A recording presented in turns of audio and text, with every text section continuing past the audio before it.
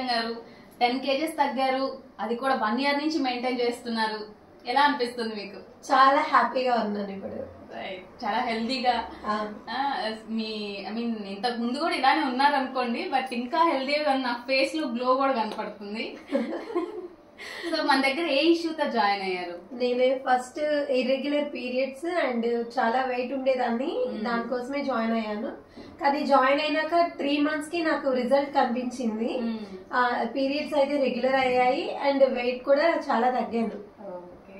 ఏదైనా ఫుడ్ ని మిస్ అవుతున్నా అన్న ఫీలింగ్ ఏమన్నా? అలాంటి ఫీలింగ్ అయితే ఎప్పుడు రాలేదు కూడాను.